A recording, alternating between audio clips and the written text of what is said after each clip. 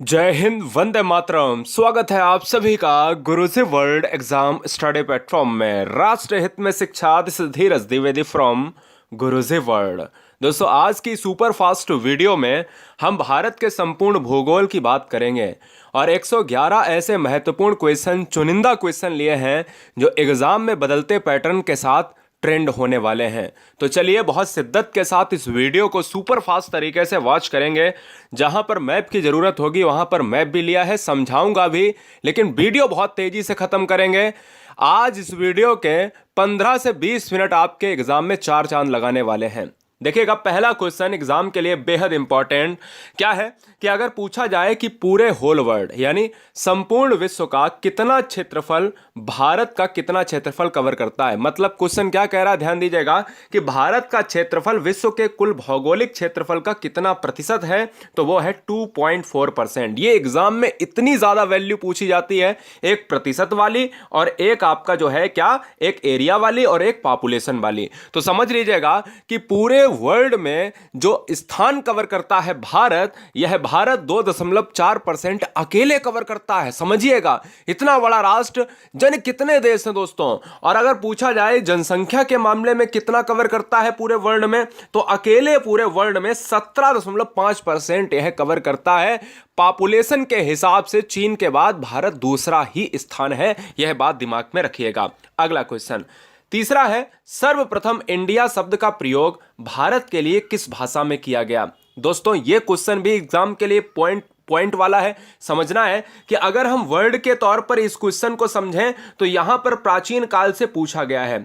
देखिएगा, अगर हम ग्रीक भाषा की बात करें तो हम ग्रीक से लगाएंगे।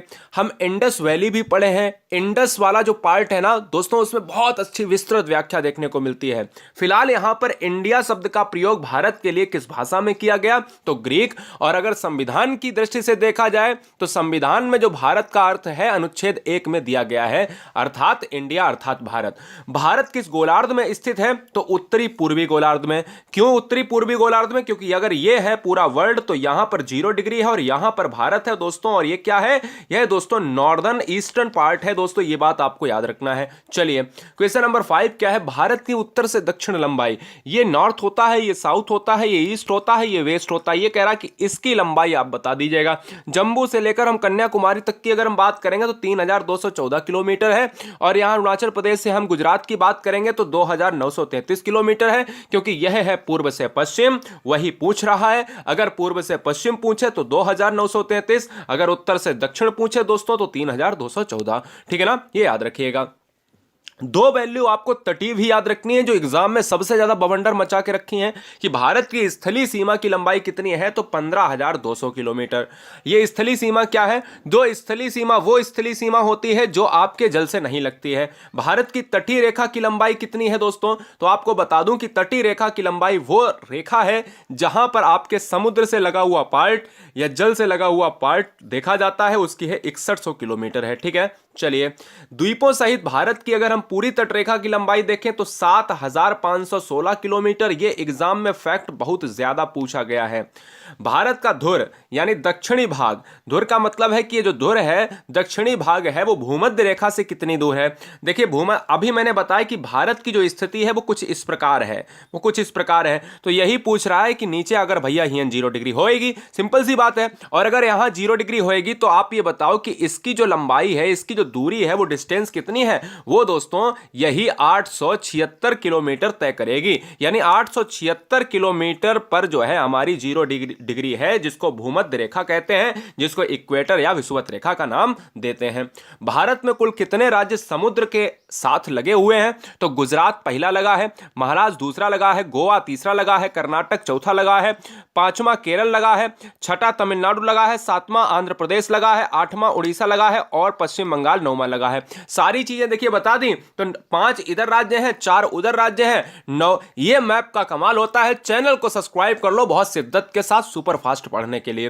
भारत के किस राज्य की तटरेखा सबसे लंबी है, तो गुजरात की तटरेखा सबसे लंबी है। और पूछी जाए सबसे छोटी तटरेखा किसकी है, तो वो भी नोट कर लो, गोवा की सबसे छोटी। गोवा की सबसे छोटी, ये देखिए, ये गुजरात है, ये गोवा है। गोवा सबसे कम एरिया कवर करेगा, गुजरात ज्यादा एरिया कवर करेगा, ये भी आपको बात याद आ गई। भारत की जो है अगर सबसे छोटी, बिल्कुल बता दिया है दोस्तों, आ गया क्वेश्चन भी। तो गोवा जो है, गोवा की सबसे छोटी तटरेखा है। गोवा की राजधानी क्या है बेटा? पणजी है क्या? और ये पणजी राजधानी किस रिवर के किनारे बसी हुई है? ये पूछे तो मांडवी रिवर के किनारे बसी हुई है। ठीक है, चलिए। कौन सी अक्षांश रेखा भारत के मध्य से होकर गुजरती है? तो यह कर्क रेखा गुजरती है। और कर्क रेखा दोस्तों, अगर एक और क्वेश्चन पूछता है कि भारत में कर्क रेखा कितने राज्यों से गुजरती है, तो कमेंट करिएगा। सबसे पहले अगर मैं बात करूं यहां पर कर्क रेखा की, तो चलिए आइए जानते हैं। कर्क रेखा भारत के कुल कितने राज्यों से होकर गुजरती है? तो 8 राज्यों से। यह कहां से गुजरती है? तो यह बीचों बीच से गुजरती है। यह रेखा मिजोरम से लेकर आपके त्रिपुरा वाले पार्ट तक पूरी तय करती है। हमने आपको ट्रिक बताई थी, मित्र पर गमछा जार, मिजोरम, त्रिपुरा, गुजरात, मध्य प्रदेश, झारखंड, है ना, छत्तीसगढ़, इस तरीके से आपने देखा था। चलिए कोई बात नहीं, आपको बता भी दिया, नहीं देखा था। भारत की मुख्य भूमि का दक्षिणी नोक क्या कहलाता है? Cape Comorin. याद रखिएगा, केप कैमोरिन मुख्य भूमि है। मुख्य भूमि का मतलब ये नहीं इंदिरा पॉइंट आप मार दें, वो इंदिरा पॉइंट अंडमान निकोबार में स्थित है, जो भारत का दक्षिणतम पॉइंट है।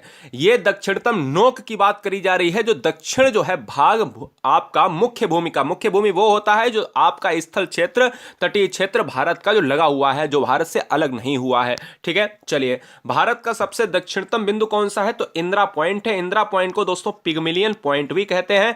यह भी आपको याद रखना है। कहां पर है? अंडमान निकोबार में है।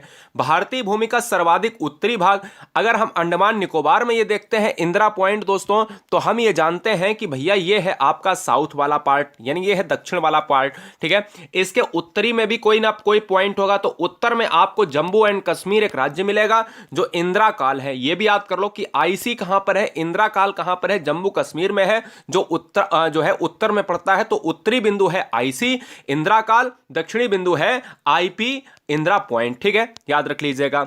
आदम का पुल किन देशों के मध्य है? तो आदम का पुल है इंडिया वीएस श्रीलंका के मध्य है। यह भी आपको याद रखना है। कहां पर है बेटा? इंदिरा जो है इंडिया वीएस श्रीलंका के मध्य है। श्रीलंका की राजधानी कौन है? श्रीलंका की राजधानी है कोलंबो और नई राजधानी है जयवर्धनेपुरम। श्रीलंका क्राइसिस से गुजर रहा है दोस्तों, आपको पता है यहां पर बहुत ज्यादा महंगाई है। और भारत की बात करें तो इसकी राजधानी 1911 के दशक में अगर देखी जाए तो दिल्ली बनी थी। जादूगोड़ा का संबंध किससे है? तो यूरेनियम के खनन से है। यूरेनियम जो है बहुत महंगा एक पदार्थ है, यह भी आपको पता होना चाहिए। चलिए, एक दोस्तों द्वीप है, एक द्वीप है जिसका नाम है दीव। एक द्वीप है जिसका नाम है दीव। दीव एक द्वीप कहां पर अवस्थित है? तो गुजरात में अवस्थित है। गुजरात सबसे लंबी तटरेखा वाला राज्य है, जो ऑलरेडी बता चुका हूं। श्रीलंका को भारत कौन अलग करता है? तो मन्नार की खाड़ी श्रीलंका को भारत अलग करती है। और दोस्तों अगर पूछा जाए पाक स्टेट किनके बीच में है, तो भारत और श्रीलंका के मध्य स्थित है। यह भी आपको पता होना चाहिए। मन्नार की खाड़ी कहां पर अवस्थित है? तो भारत और श्रीलंका के मध्य अवस्थित है। यह भी आपको पता होना चाहिए। चलिए, भारत का कौन सा भूभाग प्राचीनतम है? तो दोस्तों प्राचीनतम भूभाग है प्रायद्वीपीय पठार। प्रायद्वीप पार्ट वो होता है जो तीनों तरफ से जल से घिरा हो। और प्रायद्वीपीय पठार वाला क्षेत्र दोस्तों इसी तरीके से ट्रायंगल आकृति भी बनाएगा। तो यही प्राचीनतम पठार। अगर क्वेश्चन में यह पूछा जाए कि प्राचीनतम श्रेणी कौन सी है, तो भारत की सबसे प्राचीनतम श्रेणी है अरावली रेंज। यह भी आपको याद होना चाहिए। भारत का पूर्वी समुद्री तट किस नाम से जाना जाता है? पूर्वी समुद्री तट का मतलब है दोस्तों ये वाला तट। ठीक है ना। अब ये वाला है पश्चिमी तट, ये वाला है पूर्वी तट। पूर्वी तट दोस्तों होता है ये वाला आपका पार्ट जो होता है, ये आपका कोरोमंडल होता है। अगर मैं मालाबार कह देता तो आप इधर मार देते। सिंपल सी बात है। लक्षद्वीप समूह के द्वीपों की उत्पत्ति कहां पर हुई है, कैसे हुई है? अब दो क्वेश्चन मैं बता देता हूं। देखिएगा, अगर हम मानचित्र की बात करें, सिंपल सा मानचित्र अगर हम दक्षिण भारत का बनाते हैं, तो हम ये कहेंगे कि भैया देखिए, दक्षिण भारत के मानचित्र में अगर हम देखेंगे तो हमारा ये मानना है कि ये वाला है अंडमान निकोबार और ये है आपका लक्षद्वीप। ठीक है ना, ये है आपका लक्षद्वीप। तो हम कहेंगे कि लक्षद्वीप कहां पर है? तो पश्चिम में, भारत के पश्चिम में लक्षद्वीप है, भारत के पूर्व में है अंडमान निकोबार। यहां पर प्रवाल रीफ, यानी प्रवाल रीफ का मतलब होता है कोरल द्वीप से इसकी उत्पत्ति हुई है। न्यूमर द्वीप कहां पर अवस्थित है? तो न्यूमर द्वीप है बंगाल की खाड़ी में। बहुत ज्यादा पूछा जाने वाला क्वेश्चन है दोस्तों, याद कर लीजिएगा इसको, बहुत बढ़िया। लक्षद्वीप समूह कहां पर अवस्थित है? देखिए अभी बताया मैंने, लक्षद्वीप समूह कहां पर अवस्थित है कि अंडमान निकोबार ये है, और ये है आपका कहां पर? ये है आपका दोस्तों, ये आपका क्या है? ये आपका बे ऑफ बंगाल पड़ता है और लक्षद्वीप पड़ता है अरब सागर में। अगर क्वेश्चन में ये पूछा जाए कि लक्षद्वीप कहां पर है, तो अरब सागर में मारिएगा जो पश्चिम में है। और अगर क्वेश्चन में पूछा जाए अंडमान निकोबार कहां पर है, तो बंगाल की खाड़ी में है, जो बंगाल की खाड़ी पूर्व में पड़ती है। भारत के किस स्थान को सफेद पानी के नाम से जानते हैं? तो सियाचिन, क्योंकि बर्फ से जमा हुआ है। चलिए, भारत का क्षेत्रफल बहुत ही ज्यादा इंपॉर्टेंट है, 3287,263। ऐसे याद कर लो, 3287,263 वर्ग किलोमीटर। भारत का सुदूर पश्चिम का बिंदु कौन सा है? तो गुजरात में है, जिसका नाम है गौरा माता। नोट कर लो, गौरा मोता, मोता कहा जाता है। ठीक है, तो भाई 3 पॉइंट आपको याद करा दिए कि एक पूर्व वाला बचा हुआ है, वो बता देंगे। एक आपका दक्षिण वाला इंदिरा पॉइंट है, उत्तरी वाला आईसी इंदिरा पॉइंट आईपी है, दक्षिण वाला इंदिरा कॉल आपका क्या कहलाता है? आईसी कहलाता है, उत्तरी वाला कहलाता है। और पश्चिमी वाला गौरा माता कहां? गुजरात में है। उत्तरी वाला कहां पर है? जम्मू कश्मीर में है दोस्तों। दक्षिणी वाला कहां पर? अंडमान निकोबार में है। और पूर्वी वाला नोट कर लो, किवथू है, अरुणाचल प्रदेश में। ठीक है ना? चलिए, चारों हो गए। शिव समुद्रम किस नदी के द्वारा बनाया जाता है? तो यह शिव समुद्रम जो है आपका एक प्रपात है जो कावेरी नदी के द्वारा बनाया गया है। 10 डिग्री चैनल इंपॉर्टेंट है, कौन से पार्ट के मध्य स्थित है? तो 10 डिग्री चैनल दोस्तों आपके छोटा अंडमान और कार निकोबार के बीच में अवस्थित है। भारत की सबसे लंबी स्थलीय सीमा किस देश के साथ है? देखिए, तटीय सीमा जो है भारत की गुजरात की है। सबसे लंबी, अगर हम देश में जाते हैं तो सबसे लंबी देश के साथ अगर सीमा लगती है स्थलीय, तो बांग्लादेश के साथ लगती है। और भारत की सबसे छोटी सीमा, अब देखिए, ये 4000 से भी ऊपर से ज्यादा सीमा लगती है। और इसी तरीके से अगर मैं बात करूं, भारत की सबसे छोटी सीमा किसके साथ लगती है? अफगानिस्तान के साथ, मात्र 10 किलोमीटर का रेंज लेता है। 10 किलोमीटर दिखाया जाता है, वैसे अगर हम रियलिटी देखा जाए तो 106 किलोमीटर का जो है एक एरिया दिखाया जाता है जो अफगानिस्तान के साथ लगता है। कोई बच्चा बताए मुझे अफगानिस्तान की राजधानी क्या है? क्योंकि अफगानिस्तान में विद्रोह मचा हुआ था तालिबान के चलते, तो फिलहाल यहां पर आपको राजधानी बतानी है। क्वेश्चन नंबर 35, भारत के कुल भूभाग पर कितने % पर्वत हैं? अब ध्यान दीजिएगा, ये 35, 36 इंपॉर्टेंट है, आपके फैक्ट और प्रतिशत के आधार पर पूछे गए प्रश्न। देखिए, अगर क्वेश्चन में पूछा जाए कि कितने % पर्वत हैं, तो 11% भारत के क्षेत्रफल में पर्वत का एक जो है लेखा जोखा देखा जाता है। भारत के कुल भूभाग पर कितने % मैदानी इलाका है?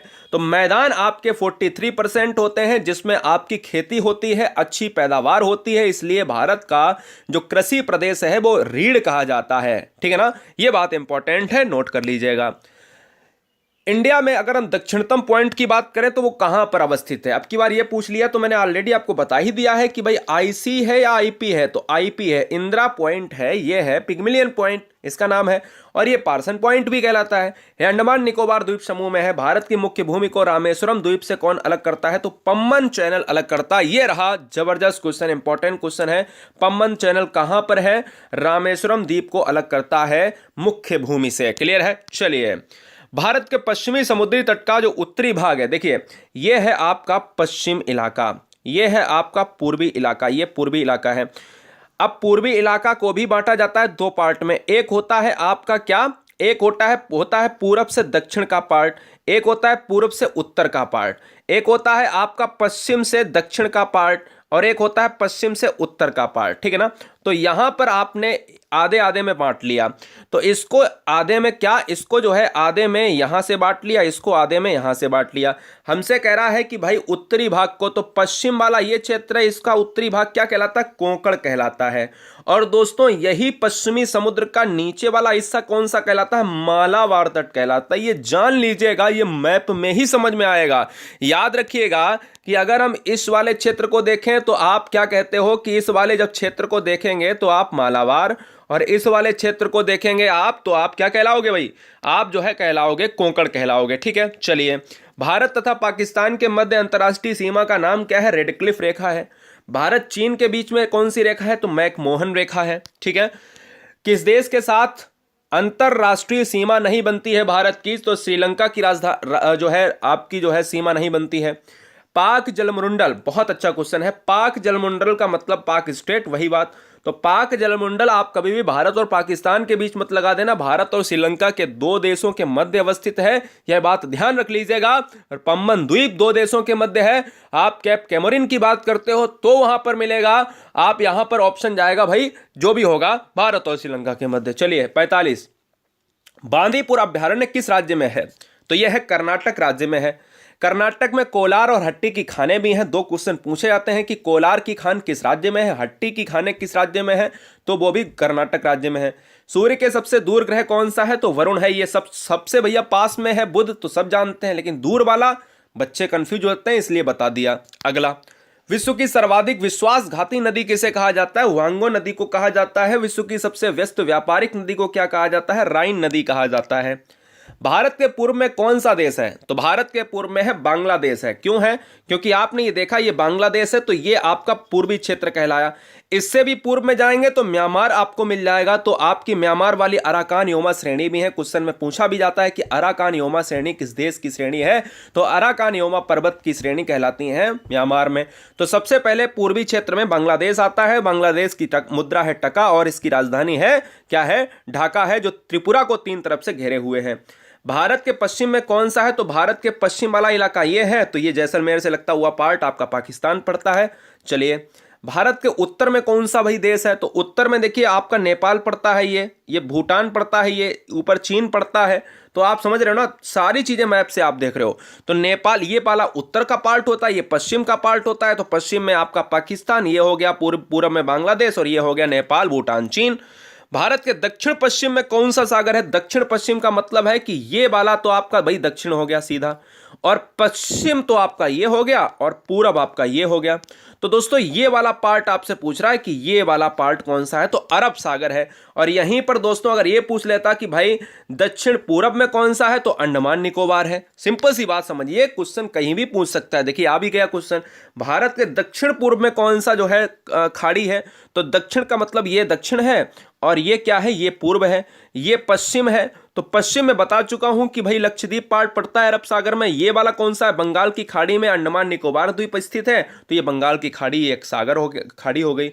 भारत के दक्षिण में कौन सा महासागर है? अगर महासागर पूछ ले ये कौन सा फैला हुआ है नीला नीला, तो ये दोस्तों नीले कलर का जो पानी वाला इलाका है, तट से लगे राज्य हैं, ये हिंद महासागर से ही लगे हैं। क्योंकि भारत में एक ही महासागर जुड़ा है। क्वेश्चन में कई बार पूछा गया है कि भारत कितने महासागर से जुड़ा है? तो केवल एक। क्या नाम है? हिंद महासागर। चलिए, पूर्वांचल की पहाड़ियां भारत को किस देश से अलग करती हैं? तो पूर्वांचल ये म्यांमार, आप सभी जानते हो कि क्योंकि म्यांमार दोस्तों एक अराकान योमा श्रेणी लेकर आती है जो विभाजित करती है। मन्नार की खाड़ी और पाक जलमंडल के बीच में कौन सा देश है? तो हम कहते हैं कि भारत और श्रीलंका के मध्य अवस्थित है। कोलाबा पॉइंट इंपॉर्टेंट है। कोलाबा पॉइंट कहां पर है? तो मुंबई में है। ठीक है। धारवाड़ का पठार किस राज्य में अवस्थित है? कर्नाटक में अवस्थित है। कर्नाटक की राजधानी क्या है? कमेंट कीजिएगा। पम्बन द्वीप कहां पर अवस्थित है? मन्नार की खाड़ी में। मन्नार की खाड़ी कहां पर है? पम्बन द्वीप से संबंधित है। पृथ्वी से स्थिर दिखाई देने वाले तारे को क्या हम कहते हैं? ध्रुव तारा। ये कहां पर निकलता है? तो उत्तरी पार्ट में निकलता है। ये भी क्वेश्चन पूछा गया है। भारत और पाकिस्तान के बीच में कौन सी रेखा है? रेड क्लिफ है। कब निर्धारित की गई थी? 15 अगस्त 1947। भारत का विभाजन भी आप जानते हो, है ना, सिंपल सी बात है, जिसमें भारत का काफी हिस्सा चला गया था, लेकिन भारत फिर भी बृहद विशाल क्षेत्र देखा जाता है। अकेले 17.5% का हिस्सा कवर करता है पॉपुलेशन के हिसाब से। महेंद्रगिरी की पहाड़ियां किन 2 राज्यों के मध्य है? बहुत इंपॉर्टेंट है। महेंद्रगिरी पूछा जाता है उड़ीसा और आंध्र प्रदेश। उड़ीसा की राजधानी क्या है? भुवनेश्वर है। आंध्र प्रदेश की राजधानी क्या है? कमेंट कीजिएगा फटाफट। चलिए, कौन सी नदी असम और अरुणाचल प्रदेश के बीच में सीमा बनाती है? बहुत अच्छा क्वेश्चन है, संकोसी नदी। भूवैज्ञानिकों के अनुसार हिमालय पर्वत पहले क्या था? टिथिस नामक समुद्र था। क्लियर है। चलिए, नीलगिरी पहाड़ियां बहुत ज्यादा इंपॉर्टेंट दोस्तों है। नीलगिरी पहाड़ियां कहां पर है? तमिलनाडु क्षेत्र में है। अन्नामुडी नामक चोटी की ऊंचाई कितनी है दोस्तों? तो यह है 2695 मीटर है। बहुत बार पूछा गया, इसको तो कतई आप नजरअंदाज नहीं कर सकते हो, दक्षिण भारत में पड़ती है। ठीक है। चलिए, दक्कन का पठार इंपॉर्टेंट है, नोट किया जाए। दक्कन का पठार किन राज्यों में स्थित है? दक्कन का पठार कौन कौन से राज्य कवर करते हैं? एक महाराष्ट्र, मध्य प्रदेश, गुजरात, कर्नाटक, आंध्र प्रदेश। 1 2 3 4 5 5 राज्य दक्कन के पठार को कवर करते हैं। धारवाड़ का पठार किस राज्य में अवस्थित है? तो कर्नाटक में अवस्थित है। ठीक है, नोट कर लीजिएगा। कर्नाटक में चंदन का उत्पादन सर्वाधिक होता है। कर्नाटक में कॉफी का उत्पादन सर्वाधिक होता है। सोने का उत्पादन होता है। कोलार और हट्टी की सोने की ही खाने हैं। ठीक है। अंडमान निकोबार द्वीप समूह की सबसे ऊंची चोटी कौन सी है? सैंडल पीक है। ये कहां पर पड़ती है? ये अंडमान निकोबार में यहां पर पड़ती है। आप पूर्व क्षेत्र में देखते हो। मंगलौर से कन्याकुमारी तक का तटीय क्षेत्र क्या कहलाता है? तो मंगलौर से कन्याकुमारी तक का तटीय जो क्षेत्र कहलाता है वो मालाबार तट कहलाता है। ठीक है। चलिए, आंध्र प्रदेश की पुरानी राजधानी कौन सी थी? तो कुर्नूल है। नई राजधानी कमेंट करके बताइए। 1953 एक ऐसा समय था दोस्तों, 1953 से 1956 के दशक में, जो भारत का एकमात्र ऐसा राज्य जो भाषा के आधार पर अलग हुआ था वो कौन सा था? आंध्र प्रदेश था। आंध्र प्रदेश 2014 में जो है किससे अलग हुआ? तेलंगाना से अलग हुआ। यह भी आपको याद रखना है। सतपुड़ा की पहाड़ियां किस राज्य में है? तो मध्य प्रदेश में है। राजधानी क्या है बेटा? भोपाल है क्या? कमेंट कीजिएगा। मध्य प्रदेश को क्या कहा जाता है? बाघों का राज्य कहा जाता है, टाइगर स्टेट कहा जाता है। दक्षिण गंगोत्री क्या है? तो ये बहुत इंपॉर्टेंट है। अंटार्कटिका में जो है भारतीय वैज्ञानिक अनुसंधान केंद्र, अंटार्कटिका एक श्वेत महाद्वीप माना जाता है जहां पर बरस भर बर्फ जमी रहती है। तो आपको मैं बता दूं कि वहां पर बहुत से देशों के अन्य अन्य उनके जो नाम हैं उनके आपके अनुसंधान केंद्र हैं। इसलिए भारत ने भी एक अनुसंधान केंद्र वहां पर स्थापित किया है खोज करने के लिए, जिसका नाम है दक्षिण गंगोत्री। याद रखिए। भारत का क्षेत्रफल की दृष्टि से पहला कौन सा है? राजस्थान है। दूसरा कौन सा है? मध्य प्रदेश है। याद कर लीजिएगा। सियाचिन ग्लेशियर, सियाचिन को सफेद पानी के नाम से जानते हैं। पहला पॉइंट हो गया। यह सियाचिन ग्लेशियर भारत के किस राज्य में है? जम्मू कश्मीर में है। भारत में यारलुंग तांग्सपो नदी, जिसको हम क्या कहते हैं? जिसको हम कहते हैं भैया, जल्दी से बताइए, तिब्बत में क्या कहते हैं? सांगपो वगैरह कहते हैं क्या? कमेंट कीजिएगा फटाफट, ठीक है। इसलिए हम ब्रह्मपुत्र को हम यहां पर पार्ट लगाएंगे। ब्रह्मपुत्र और गंगा सबसे बड़ा डेल्टा, यानी ब्रह्मपुत्र और गंगा मिलकर सबसे बड़ा विश्व का डेल्टा बनाती हैं, जिसका नाम है सुंदरवन डेल्टा। कहां पर बनाती हैं? पश्चिम बंगाल क्षेत्र में बनाती हैं। नोट किया जाए। भारत का सबसे ऊंचा जलप्रपात कौन सा है? जोग जलप्रपात है। इसको महात्मा गांधी जलप्रपात भी कहते हैं, ठीक है ना। मैटूर बांध किस राज्य में अवस्थित है? तमिलनाडु में। दोनों इंपॉर्टेंट, बहुत ही जबरदस्त है पॉइंट। नोट किया जाए दोस्तों, ये याद रखिएगा। ये कौन सी नदी पर है? ये दोस्तों शरावती नदी पर है। कौन सी नदी पर है? शरावती नदी पर है। ये नोट कर लीजिएगा। हिमालय की ऊंची चोटी कंचनजंगा कहां पर अवस्थित है? सिक्किम में है। राजधानी क्या है सिक्किम की? गंगटोक है। सिक्किम एक ऐसा राज्य है जो भारत में कम जनसंख्या के लिए जाना जाता है। सबसे कम जनसंख्या सिक्किम की है, सबसे कम क्षेत्रफल गोवा का है। नोट कर लीजिएगा। केरल राज्य किस खनिज के लिए सर्वाधिक प्रसिद्ध है? दोस्तों हमने एक पोल कराया था, हमने कहा था कि भारत में कौन सा राज्य सबसे कम जनसंख्या वाला है। उसमें 83% लोगों ने गोवा मारा था। अब आप समझो कि 83% गोवा मारा था, जो आंसर गलत था, ठीक है ना। लाखों बच्चे उस पोल को देते हैं कम्युनिटी में, आप सभी को पता है, क्योंकि मिलियंस बच्चे हैं, लाखों बच्चे उस आंसर को क्लिक करते हैं। तो आप समझ सकते हो कि आपका जो कंपटीशन है वो बहुत कम है, क्योंकि बच्चे सीरियस हैं ही नहीं पढ़ने के हिसाब से। गोवा मारे बैठे हैं, क्योंकि गोवा तो एरिया के हिसाब से है। तो आपका जो कंपटीशन है दोस्त ना, वो लगभग 13 से 14-15% के बीच में, बाद बाकी सब बेकार है। आप याद रख लीजिएगा। इसलिए आपको पढ़ना पड़ेगा शिद्दत के साथ। याद रख लीजिए, बात कड़वी है पर सत्यता है। केरल राज्य किस खनिज के लिए सर्वाधिक प्रसिद्ध है? तो लौह अयस्क के लिए प्रसिद्ध है। भारतीय प्रायद्वीप की सबसे लंबी नदी कौन सी है? प्रायद्वीप का मतलब होता है तीन तरफ से जल से घिरा, तो ये दक्षिण भारत की हुई। दक्षिण भारत की गोदावरी सबसे लंबी है। किस नदी को दक्षिण का गंगा कहा जाता है? दक्षिण की गंगा कहा जाता है। तो दोस्तों ये गोदावरी हो गई। भागीरथी और अलकनंदा का संगम कहां पर है? तो देवप्रयाग में अलकनंदा का संगम मिलेगा। कोसी नदी अपनी धारा बदलने के, कौन सी नदी? यहां पर देख कोसी लिख दिया, तो सिंपल सी बात है, आप जानते ही हो कि कोसी नदी का जो संबंध है वो है दोस्तों बिहार राज्य से है। कहां से है? बिहार राज्य से है। राजधानी दोस्त पटना हो जाएगा। और दोस्तों अगर मैं बात करूं जन घनत्व के मामले में बिहार नंबर 1 है। और साथ ही साथ कौन सी नदी अपना मार्ग बदलने के लिए प्रसिद्ध है? तो कोसी नदी। बिहार का शोक किसे कहा जाता? तो कोसी नदी, ठीक है ना, याद रखना है। चलिए, ज्वार मुहाना यानी ज्वार नदीमुख मुहाना कौन सी नदी बनाती है? तो ये नर्मदा नदी बनाती है। सतपुड़ा और जो है विंध्याचल के बीच में, या विंध्याचल होना चाहिए, सतपुड़ा और विंध्याचल के बीच में कौन सी नदी है? तो ये नर्मदा से दोनों क्वेश्चन हमने ये आपको बता दिए, ठीक है ना। नर्मदा, ताप्ती, माही, लूनी, घग्गर, ये सभी क्या है? ये डेल्टा नहीं बनाती हैं, पश्चिमी प्रभाव वाली नदियां हैं। सूरत किस नदी के किनारे स्थित है? तो ये ताप्ती नदी के किनारे स्थित है। भारत की किस नदी में अंतर्देशीय जल निकासी है? तो दोस्तों लूनी नदी है। लूनी, माही, घग्गर, ये लूनी नदी दोस्तों एक लवड़ी नदी भी है, यानी नमक वाली नदी। क्वेश्चन में पूछा जाता है नमक वाली नदी किसे कहा जाता है। भारत का सबसे ऊंचा बांध कौन सा है? तो यह है आपका भाखड़ा नागल बांध। किस नदी पर है? तो यह है सतलज नदी पर है। 2 क्वेश्चन बने। किस राज्य को तालाब सिंचाई की पारंपरिक क्षेत्र, यानी तालाब सिंचाई का पारंपरिक क्षेत्र माना जाता है, कि परंपरा है दोस्तों तालाब की सिंचाई करने का? तो तमिलनाडु में। याद रखिएगा, तमिलनाडु इंपॉर्टेंट फैक्ट है। चेन्नई इसका कैपिटल हो जाएगा। चलिए, गंगा डेल्टा के मैंग्रोव वनों को क्या कहते हैं? तो गंगा डेल्टा के मैंग्रोव वनों को कहते हैं सुंदरबन, जो पश्चिम बंगाल वाले एरिया में अवस्थित हैं। हरियाणा में प्रसिद्ध पक्षी अभ्यारण्य कौन सा है? तो सुल्तानपुर। या क्वेश्चन में पूछ सकता है कि सुल्तानपुर पक्षी अभ्यारण्य किस राज्य में है? तो हरियाणा में है। एक और चीज याद कर लीजिएगा, सबसे कम भारत में वन कहां पर है? भारत में जो वन है सबसे कम है वो है हरियाणा में। सबसे ज्यादा दोस्तों एरिया के हिसाब से कहां पर है? मध्य प्रदेश में है। ये भी नोट कर लीजिएगा, ठीक है। चलिए, काजीरंगा राष्ट्रीय उद्यान किसके लिए प्रसिद्ध है? गैंडा के लिए प्रसिद्ध है। एक सींग वाला गैंडा मिलता है। भारत में समुद्री गाय बायो रिजर्व क्षेत्र में पाई जाती है। समुद्री गाय कहाँ पर पाई जाती है? तो यहाँ मन्नार की खाड़ी में पाई जाती है। बगान कृषि का उत्पादन करता है। बगान दोस्तों गैर खाद्य फसलें उत्पादित करता है, ठीक है, याद रखिएगा। जोग जलप्रपात किस नदी पर है? ये देखिए नदी पूछ ली है इस बार, तो शरावती नदी पर है। पहले क्या पूछा था?